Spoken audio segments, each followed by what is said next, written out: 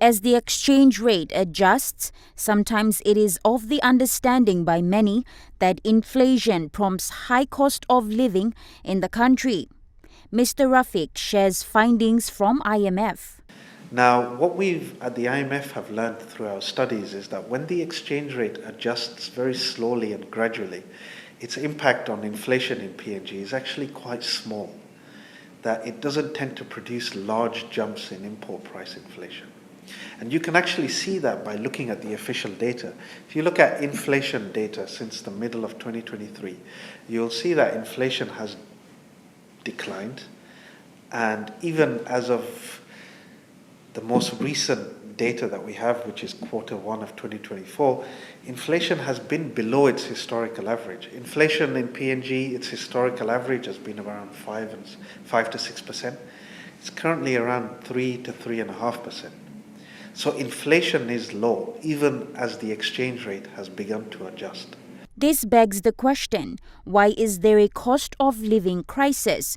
To this he adds, there's a cost of living crisis because people's wages are not adjusting quickly enough. So even in an environment of low inflation, people's wages are not growing. And why are people's wages not growing? It's because there's not enough investment spending. Investment spending generates jobs.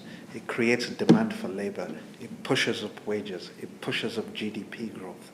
Mr. Rafiq went on to mention suggestions upon IMF's findings to address the issue of high prices. To address this, the country needs to generate jobs. Has a young, growing population. We need to generate jobs. The only way we're going to generate jobs is through investment.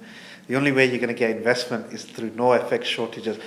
And to deal with the FX shortages, we're going to have to, the exchange rate, the kina is going to have to be more reflective of its market conditions. That's number one. Number two, the government needs to continue what it's doing on its side. It needs to continue to reduce the fiscal deficit and ensure the sustainability of public finances, which to its credit it is doing. The International Monetary Fund works to achieve sustainable growth and currently has a member of 190 countries. It does so by supporting economic policies in a country. Natasha Voy, National, EMTV News.